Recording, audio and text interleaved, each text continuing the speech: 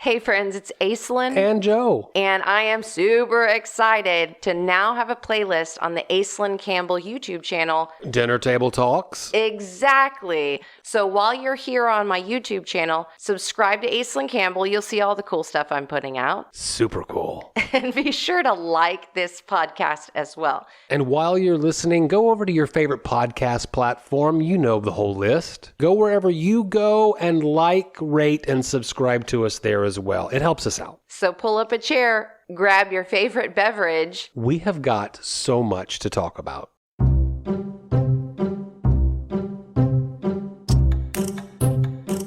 You did a crazy rain dance today. Because I picked up things like it's going to flood. That's why it's raining. Because You have a feeling? I want it to flood. I want it to do it now, because if it doesn't do it now, then we're not going to get it at the right timing, but we're probably still going to get it. And I'm never going to curse it away. But the problem is it'll come right when the fruit is setting. And the fruit blows up and you get all kinds of diseases that get passed around. And I'm hearing you say, timing I is need important. nature timed to me. You're right. You are then how right. do you and that's compete? against everything that I teach. I was just going to say, how do you... You roll with it. You roll with it and you do the things that you can to be prepared and observe what occurs when that particular thing, and then you shift your ways each year. It's definitely challenging when the flooding comes right when things start to fruit well, which is where we are. We're transitioning from the flower to the seed, and for a lot of plants, there's a fruit in between there. So if it floods at the wrong time, what food are you worried about? Well, tomatoes split, and sometimes they're still green, if you don't get it at the right timing. So they're splitting open or basically bursting. Then if water stands, even if you have your plants in nice raised rows, if you've got a lot of fruit on the vine or onions in the ground or potatoes in the ground, water stands, and then it just puts too much water into the time when you don't want those things to have a whole lot of water. But if you got water right now, it would be perfect. Yeah, I just need it to we're running to the edge of it because things are fruiting. We're going to talk about what's fruiting because we ate some. Yeah, it is very fun cooking right now. Yeah. And I'm cooking for a meal this Friday for the Dinner Table Talk Salon. Friday, May the 6th, here at the farm. What are you going to be serving us? I believe that if you show up, you find out. No, you have to tell I'm at not some talking point. about that. People want to know. I'm making spinach balls, okay? You're making spinach balls for sure. Where are you going to get the spinach from? Hold on. See, this is the reason why we need to talk about this stuff. You, the chef, haven't even discussed it with the farmer yet. We locked spinach balls. Yeah. Okay. I have to double check some seasonality with you. Oh. The dinner is just around the corner, you guys. It's Friday, May 6th, and we're so looking forward to having you here. Perhaps something people hear about tonight. It's going to be a lot of fun, and I'm looking forward to the delicious foods that we're going to figure out and make. Yeah. What are the last minute things I need to know about seasonality of the food? Well, I have the sugar snap peas. I still have some carrots. Okay. I've got a few green tomatoes. Stir fry. I've got leeks. I've got lots of onions. Some soup. So if people wanted a ticket, there's a couple left? Maybe. Because now we're just a couple days away. Okay. So I can't even guarantee you there are any. But you should check. I'm just saying. Double check. So the full report is coming soon. Yeah. That'll be a fun story to tell.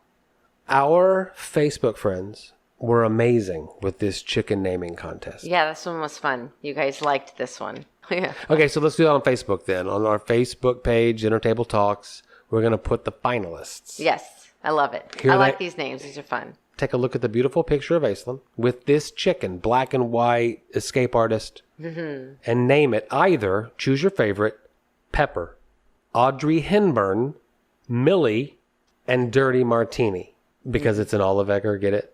You're rallying for a favorite name here. Oh, no, I would never. You're impacting. No. You're adding dramatic effects to it in order to get attention. I'm 100% objective. Because, Audrey Henburn, come on. Okay, so go to our Facebook page and pick your favorite one. This will be fun. I like this. Unanswered questions. Okay, so this is the quickest unanswered question ever. Here's a clip from last week. So it's called the Garden of Eden diet, which you can imagine is going to be largely plant-based. Yep. A lot of them are ovo. I don't know how to pronounce that word. And just as quick as the clip, the answer is ovo. This is boring. It's not like, what was the one we were trying to pronounce last week? Cigarelli. Like, it's not like Grey Poupon, like back in the old days when we like had some good ones. A blue zone is a geographical area inside of which the population lives a considerably long, healthier, and happier life. I live in a blue zone, Aislynn's blue zone. So last week we talked about blue zones and how there are 5. Okinawa, Loma Linda, California, which we talked about at length last week, Nicoya Peninsula in Costa Rica, and Icaria in Greece. Okay. You wanted to know a little bit more about Sardinia. Right.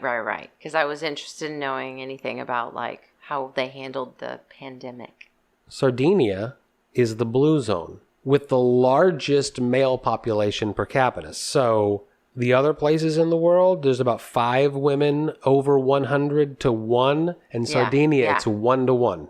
Uh-huh. And when we talked about Linda Loma last week, it was because that was a high concentration of Seventh-day Adventists. Uh-huh. And their religious tenets include their diet. They're consistent. Their lifestyle, their inclusion of the elderly. Right. So when we're looking for trends, that's the trend, even if they're not following some kind of religious notion. So like Crete 2 weeks ago, this is an island. Which means that ancient tradition there was very secluded, and we had to raise our own food and share our own food, and you're the shepherd and I'm the farmer, and that went through generations and generations. Well, there's a lot more control when you're talking about an island too, though, if you think about it. Like a circumference, you can control the amount of like on and off the island and things like that. So it's interesting to see that they're showing signs of it being islands as some of the blue zones, which makes sense to me because I always talk about having my own island of wellness. Unlike in the U.S., where elderly people will typically, not all the time, but live separately in retirement homes or adult residential areas, Sardinians don't dismiss their elders. If anything, they promote them as the most wizened, the ones that should be involved in this process or that process because they can give us the most information. I agree with that. Combine that with their heavy vegetable clean meat diet and the notion that the steep mountainous nature of their like landscape on this island and the shepherd's lifestyle that they live is a lot of walking. Yeah. There's not a lot of cars on the island. A lot of physical activity. A lot of nature, a lot of physical activity, regional foods. And then the final thing control. is the thing that sets Sardinia apart is that their local wine, I looked at several sites, like this is a real thing. Their local wine, which is called Cananao, I'm not going to do an answer question about how to pronounce it correctly, is rich in antioxidants, more so than normal wine. And they're drinking a glass a day for dinner kind of thing. It's that combination that makes Sardinia the blue zone. Cool. Well, my question is, how did Sardinia, because of the increase in Italy during the COVID, how did Sardinia do based on that as a blue zone? But also, even more than that, it's across the board. I'm curious, really, how did the blue zones do during the COVID with an elderly population? Well, you asked about Sardinia. Yeah, and I will tell you that from the beginning of the pandemic, and how Italy had that jump start on America, through March of 2021, the way Italy did it was colored the country based upon infection, the per capita rate. Sardinia was a white zone for that whole first part, while interior Italy was really having issues. But Sardinia, because of A, the lockdown, and B, it being an island off of the coast. Control. That could, But in March of 2021, there was a big peak. And from what I read, it was talking about that was a complete function of opening up the island after the initial lockdown part because of a requirement for tourism dollars. Sardinia is a very large tourist country pre-pandemic. Then there was this higher rate of infection. Now, I could find no specific data about how the centenarians fared. Or like per capita, or what's the average, like what's something comparable to use to compare it statistically to this? Right. It was making me go down a weird COVID rabbit hole that I didn't want to even I feel complete. I feel you on that one. And I mean, you got to think about it. Like there's still so much politics involved in that conversation, period. In some parts of the world, we're not even removed from it yet. We've been removed from it for a bit, but there's... Feels like it. Yeah. Moving on. What are we talking about now? Yeah, I like to do the unanswered question research until it doesn't feel good anymore. And then I stop doing it. That's how I do life, I think. I like to do research until it doesn't feel good anymore. I can back you up that that's exactly how you live life. It's nice. Well, clearly I said earlier that we're getting into the fruiting season, and we are in the early fruiting season, which is the seeds, peas, green beans, things like that are starting to set, but also the little yellow squash. And I like to take them when they're like really young and little, with even like the little flowers on the end of them. I love it when you have those to cook with. We're trying to think of some simple things to make. And this time of year is when I start, I think we could even look at it seasonally in the podcast, and you would find that about this time of year, I start requesting a salt block to lick on. This is exactly how 1 year ago today got started, by the way. I know. This conversation happened. And then a few episodes ago, you're like, I don't want to do this anymore. It's boring. I'm going to look back. But I interrupted you. What were you going to look for a year ago? Well, the salt block is the, like, I start to sweat more, It's hotter outside. Well, yeah, you sweat more. It's humid, whatever. And all of a sudden I'm craving salt. But at the same time, I'm also looking for these like fresh, delicious ways to use all these fruits that are starting to come out of the garden. First things are these young squash. And then at the farmer's market, we're seeing some cherry tomatoes. And we're having these sugar snap peas and the green beans. And there's lots of nice little soft young Swiss chard that's still coming up, that it tastes really delicious. And all these like good, delicious, salty greens. I bought 2 heads of broccoli at the farmer's market. So it's like there's a good everything. range right now. Yeah, it's everything right now. The first thing I said was make something super simple. I want it to be like with cheese and lemon and herb and these tiny little squash. It's really pretty easy to look things up on the internet now and find like any recipe you're looking for. Like you can type in the most random words ever. No. You sent me this recipe. It was the summer squash and corn pasta. Yeah, we can make this. It's got the right herbs, butter, whatever. Super fresh and light, nice and salty. Let's use these tiny little fresh baby squash. Real fresh. It's called summer squash and corn pasta, and I told you I couldn't find any corn. And you said, yeah, no, let's leave that out. Yeah. So then it becomes summer squash pasta. It was great. I liked it. If the peas had been in by that day, I think you could have thrown some peas in there. What ends up happening is a few days later, we make the pasta primavera. So that's what ends up happening this week, is that we're making all different kinds of Asian stir fries and fried rice, and then pasta primavera and this other pasta recipe, which is really good. I think you should share it with everyone so that we can give people easy ways to start using some of these fruits that are going to start coming off of their plants at home. If we were to review episodes from a year or two ago today, this is that sweet, sweet spot in South Texas right now. Yeah. Where the local stuff is making the kitchen a really fun place to be. There's a little bit of everything right now. It was weird that you suggested 2 pasta dishes in a row. Right. But you were right in doing so, these 2, because they are the same dish. Yeah. Cut up all of the seasonal vegetables that you have.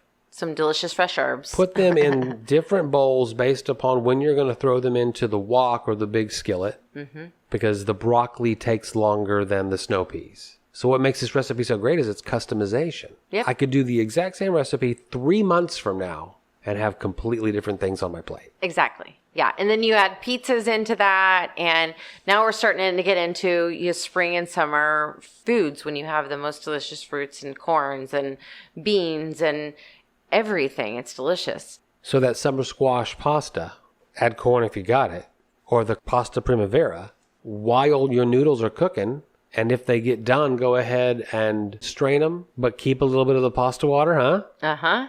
Put them back in the pot and wait for your vegetables to get done. Because while that pasta was boiling, you're dumping these vegetables into your hot skillet. And the only main difference then is the sauce that you're kind of preparing to put on them. And for that summer squash and corn pasta, it was a garlic butter sauce. So your frying garlic in butter, keeping it always stirring a little bit lower temperature so that the garlic doesn't burn. Then you're adding more olive oil, and then here come your pasta and your vegetables. Mix, mix, mix, mix, mix. That's the entire sauce. Salt and pepper to taste. Big squirt of lemon on top. And you used some of my fresh hot pepper to put on top. It was really good. I liked it. Do you remember how we did the zuppa toscana and I Googled the recipe? And they're all basically the same? Mm-hmm. Every single pasta primavera recipe is different. Every single one. And I'm not talking about the vegetables that are in it. I'm talking about like the based sauce. Interesting. So I printed out 2 recipes and had them side by side and kind of improvised as I went. Interesting. But it really was chop up every single vegetable that we have. Help me fill in the blanks. There was broccoli from the farmer's market, your purple green beans. Mm-hmm. What are the snow pea things that are purple? Those are sugar snap peas. Those. Purple and green, yeah. Cauliflower that I'd picked up at the farmer's market 2 weeks ago that was still great. Mm-hmm. I pulled out some onions from the garden for you. Those, what do you call the tops of the onions? And I'm using like a Scapes. green onion? Scapes. That is fantastic. Yeah. Some of your carrots. And then some cherry tomatoes from another farmer's market vendor just cut in half. There was a lot of good stuff in there. Lots of fresh stuff. Then again, while your pasta's boiling, it's just putting all these vegetables into, I used the big cast iron wok. Mm-hmm. But this one's going to bring in some vegetable stock, heavy cream, a squirt of lemon juice, and a bunch of Parmesan cheese. Mm-hmm. That's what you add at the end. That Parmesan cheese melts into that sauce that you're making as you continue to stir your vegetables, throw your pasta in there, and that became the pasta primavera. They were both very good recipes. And they were both good left over, I thought. Yes, they were. And you can eat them cold, too. That's the thing I like about a good vegetarian pasta, or even if it has chicken in it or whatever, is that you can eat it like pasta salad the Did I next mention day. there was chicken in that one? Yeah, there was chicken in the Primavera, which you don't have to do it that way because No. Primavera is mostly made without protein. I was just thinking about you and the protein bump you're going to need at the end of the night. I do often, and we had eaten a lot of vegetarian. And Yeah. the other one, the one you made earlier, that one was actually vegetarian. So it works out to have that from time to time at home. It was really good, so I was glad to have it. But it was interesting to get 2 pasta bumps from you in 1 week. Yeah, well, I'm always trying to think of easy ways because you're busy and there's things going on and we have a lot to do. And now that we have daylight hours, we're like doing things outside and we still got to cook dinner and we still got to record podcasts and, all of the Make it things easy. that occur. We've got a ton of vegetables. There was even some Brussels sprouts in one of the things we ate this last week. I mean, we've eaten like every vegetable you can think of over just a few recipes, but he's got to do it quick, and it's got to be tasty. And pasta happens, and then pizza happens, and then other types of pasta happen, and then some kind of casserole happens. And that's the reason why we want you all to come out to our Dinner Table Talk Salon and have dinner with us, because we're about to serve this stuff up on Friday.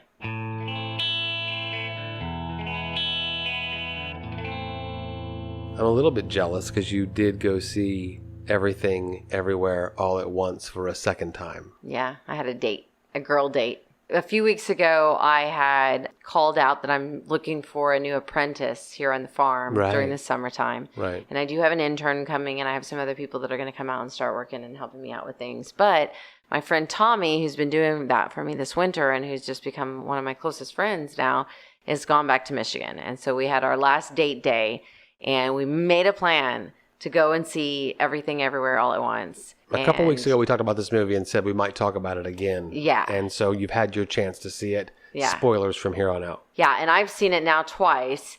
Interestingly enough, I sobbingly cried at a different point in the movie this time than I did the first time. But Tommy had her moment with the one that I cried about in the first time. So I think when you see it, you have to you have to see the things later on. And there was just some really good scenes that I just knew that Tommy would really appreciate. And she was really, really excited to get to see that on our way out of town. And we had such a fun day. We ate at Bellino's. She had this amazing eggplant parmesan that I'm going to totally get the next time I go over there.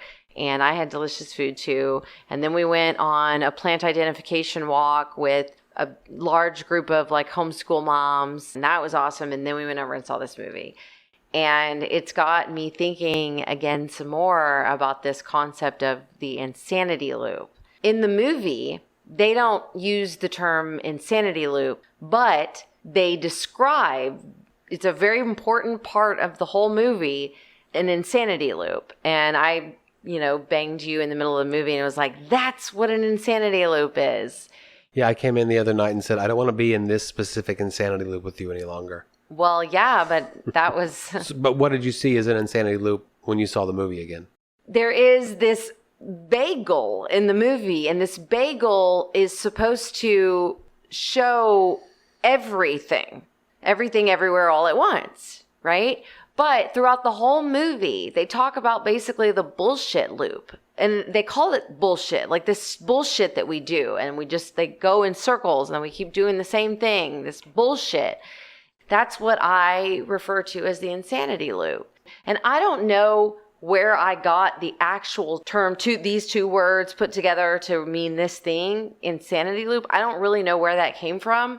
But I know it's in the ether, and I know there's a lot of people that talk about it but call it different things too. It's been a huge part of our ongoing conversations in our household with all the different things that are going on in our lives. Yeah. So here's an example of an insanity loop. In fact, I feel like I could easily point out about 5 different insanity loops that I'm not currently in this present moment involved in, but that I could very easily pick up on. And sometimes being a part of the insanity loop is simply just continuing to tell the story about the thing that you probably just need to let go, or whatever the story is we're creating here. And so sometimes just gossiping about something is keeping the insanity loop rolling.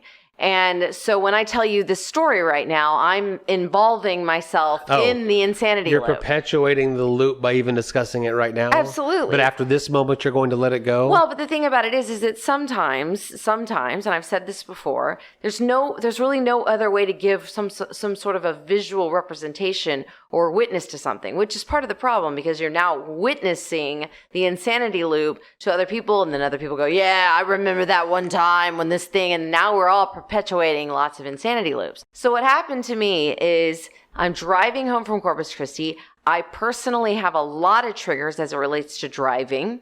Anxiety, my own entering the matrix feeling about driving. I can vouch for you on this one. Most people know this about me now. If they don't, now you know. And I somehow did something wrong to the person driving in front of me enough to get called a whore. What? And to be called off, not that I was going to follow, I'm not an idiot, called off the highway. Exit here with me now so I can kick your ass. Like that happened. I want you to follow me to the Walmart so that we can have a fist fight. Please do this now, lady, while I scream. What did you possibly do to this person? I actually don't even know for sure. Like 3 lanes, and she was a little bit in front of me, and we were both in the same lane, and I might have She took great offense to whatever action you did take. Well, and I think I waved a little bit, like, get along, because it wouldn't be surprising that I would do that. Get along, you're in my way, come on, like, whatever. How many fingers were out? Oh, no, I wasn't flipping anybody off. Okay. No, I wasn't being aggressive. I promise you. I was just kind of like, I was doing what I do. It's just like, nah, go on, meh, like. Right. But now I'm posting it on Facebook. And Did you post it on Facebook? Of course I did, because it's a funny story to tell. Like, it doesn't really matter why you keep the insanity loop going. You're telling the story, and you're getting your team together, and all my team's on my team, and yeah, people are insane, and exit the matrix, and we're all on team, like, insanity loop. Let's talk about, like, how bad drivers are. The insanity loop that I referred to when I came in to you and said I don't want to be in an insanity loop with you any longer is our age-old one that you and I have enjoyed for a very long time, where one of us sets the other one off over something completely inconsequential, but it becomes much larger than it needs to be. Right. And after that happened a couple of times, you called it an insanity loop. This is an insanity loop. I don't want to be in this insanity loop. Yeah, but I'd already left the insanity loop. You had to make that decision for yourself. Well, wasn't I noble in coming in and announcing it? You're noble in announcing it to the world. Like, I did it. That's right. I stopped this insanity loop. Allow me to tell you just how awesome I am. No, it was just an example. Well, I'm often going to tell you how awesome I am. It was just an example of a different type that people, I think, can probably relate to. Yeah. And the thing is that it's coming up in a lot of the conversations that I'm having all of the time. Now, in the movie, the bagel is this force that you decide that you want to know everything and go through. It's like a supernatural power that sucks you in if you choose to go there. I don't understand how that relates to the insanity loop. If nothing else, that would be like, well, take the blue pill so that you can get to the point where you begin to understand that like everything everywhere happens all at once. And so therefore none of it matters. Nothing matters, right? But the insanity loop is that you keep going back to the triggers over and over and over again, the same triggers. Like you're holding on to the old fights, you're holding on to the things that you know that are comfortable, but they're all the same old fights. You're doing the same things over and over and over again. Is that a situation of participating in what you know to be quote unquote bad behavior or behavior that could be bettered because it's just a comfortable place to be? No, you don't completely reach your potential. I think the reason why it's called an insanity loop is because you don't really know it's happening until you really begin to understand that like you've got to become aware of the fact that you're doing the same thing over and over and over again. If this is how it goes, we're just going to keep doing the same thing over and over and over again, then I'm just going to give up because nothing matters. So it's going back nothing matters. It's going back to that classic definition of insanity of doing the same thing over and over but expecting different results. Right, exactly. That's the insanity loop. Gotcha. That's exactly the insanity loop. And that's what they were trying to describe on this movie. The dad basically teaches that you don't have to keep going back to what you know. Just because this is the thing that you know, or these are the parameters that you have set for you, you don't have to keep going back to the same way over and over and over again. You can, so I say, I like to break boundaries. I like to break glass ceilings. I like to try new things because I don't do well when I get stuck in a loop. Or stuck in a box or stuck in a method or this is the only way we know how to do it. Yeah, I'm actually one of those that like I'm a freedom fighter. If I'm going to be captured or maintained or captive or stuck in a box or stuck in a loop or like I'm see repeating patterns going on here, this is too loopy this is too the same over and over and over again for me. And I think that there's a lot of comfort in that for some people. And the thing about it is that is the loop you're in truly the loop that feels the most comfortable to you? Because in the movie, he even says, like, I could just pay taxes and live a life with you. And run a laundry. Yeah, this loop would be just fine for me. You know, I can just do this. I'm okay with this, but as long as I'm with you. And so then, you know, there was the love element of it and all of that. But the fact is it's like you get to choose. And she even said it with the daughter at the end. I'm not going to let you go, but I'm going to let you go. Because the fact is that you're going to go out there and you're going to learn from your own insanity loops. You're going to have to figure out your own way to break free of these old patterns and these old codes. Let me tell you though, what I've learned is that everything happens everywhere all at once. And so that means that nothing matters. So therefore, why wouldn't you do the things that you love? Why wouldn't you experience joy and happiness? And while we're all trying to figure out this whole insanity loop thing, let's be kind to each other while we're doing it. It's one of those movies where you walk out of it and think either that was a great entertaining ride or, okay, I'm not going to immediately begin shifting multiverses the way that they did in that film. But I can certainly relate to the idea of being stuck in a monotonous loop of behavior that's not moving me forward in any way. Yeah, so what do you do about that? So what do you do about that if flipping multiverses is not your thing? An observation. You have to become aware of it. And you pull off the layers. And the layers start with just merely recognizing that you're feeling a pain related to something. And if you're not feeling a pain, then becoming observant to how is the world reacting to you, and is the world showing you a lot of things that you should be feeling pain for? And if that's the case, then you're kind of reflecting those things off of yourself.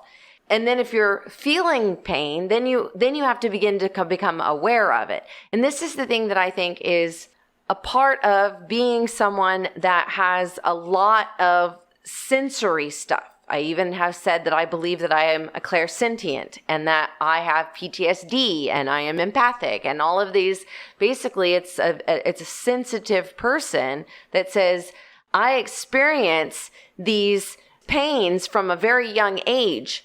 And so I have become aware of the pain that my body feels. Then, the older I got, I began to understand that those pains were actually a sense of anxiety then I start to become aware. Yeah, a therapist, a counselor teaches you, you need to become aware of this anxiety that you feel so that you can begin to cope with it. Well, I got past then taking layers off and taking layers off, taking the layer of, now I'm not just coping, I'm thriving. But in the midst of that, you're beginning to recognize first the pain so that you can become aware enough of it to realize, okay, I'm doing something related to this pain that I'm feeling.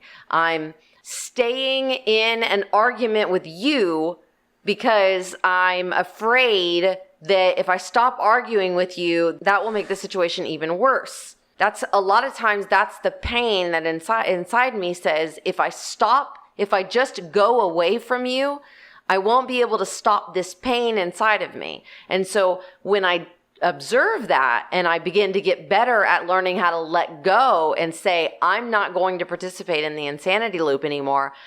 I have a choice and I'm not going to choose to play that game right now. I can do something else, but you're not always in control. I'm not always in control. Even as many layers as I've pulled off, I'm not always in control. And particularly for me, I notice that, and this is not an excuse, and I will overcome it, but But PMS, man, like I have no control anymore. And at that point, it's like, fudge, I can't get out of the insanity loop. And he will not, because he can't get out of an insanity loop. And then you tell me, hey, by the way, that thing that happened a couple days ago between you and I? Yeah, I was PMSing. Yeah, every single time. It's when I'm like, the rest of the time I'm like, I am not participating in his insanity loop. But the other thing is, I can't ask you that question. That's a very offensive question to ask you. Yes and no. I mean, I need one of those apps. I need one of those apps. You apparently. do need one of those apps. But we don't even want to. I don't exactly. That's what I have to say about it. Sometimes he just sums it up. Exactly. That's my dude right there, man. So this concept of insanity loop is what I call in the ether, in the stream of consciousness. There's a lot of conversations about it. I think that you're going to probably people start calling to it different things. Yeah, and words start becoming the catchphrase. Sometimes I go, okay, let's use the catchphrase they're using. Let's make that word make sense in a way that we can, yes, that's a word. We can use that. Let's go with it. Let's use that word. And then sometimes I'm like, seriously? Why are we normalizing not being normal? Like, that doesn't make any sense to me. So words become a thing. Insanity loop is going to continue to be in the ether. I expect us to continue to talk about it because... I got a couple I got to knock out. Oh, gosh. You and I are the easy one for me to talk about. A car one, that's an easy one for me to talk about. But I've got this other insanity loop going on, and I'm not even sure how, like, it's when you don't know how to exit it because it's not as easy as exiting it with you, interestingly enough.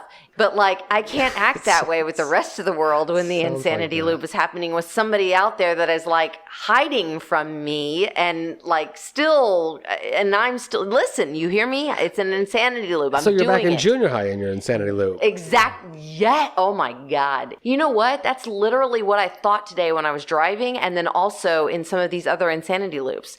I'm thinking we're having junior high fights. It's like the chickens. It's like bird brains.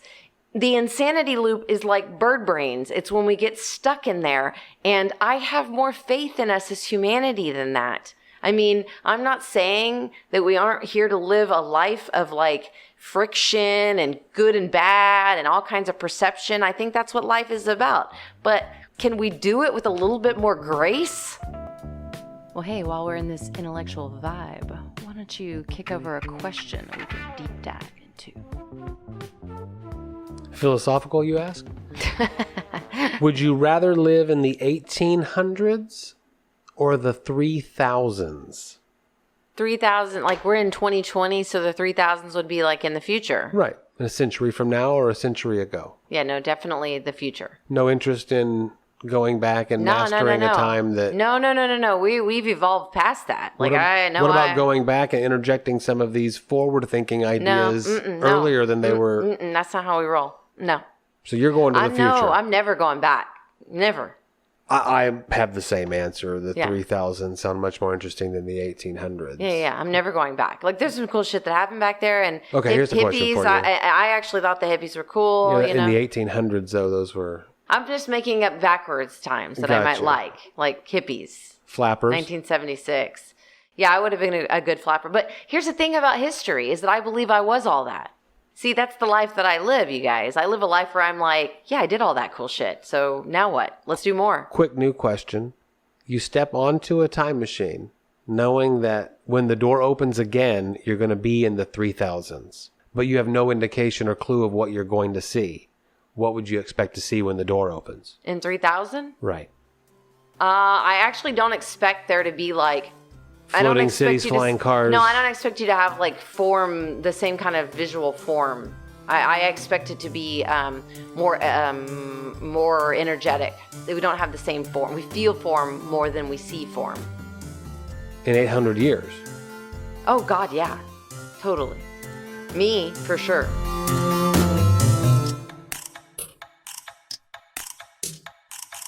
That's what an insanity loop is. Well, thank you so much for listening to another episode of Dinner Table Talks. We will be back next Monday with a fresh episode. In the meantime, Hit us up on social media, send us an email, DM us, whatever. We want to hear from you. and we hope that you're enjoying the episodes as much as we enjoy creating them for you. This is going to be one up, weird, strange episode.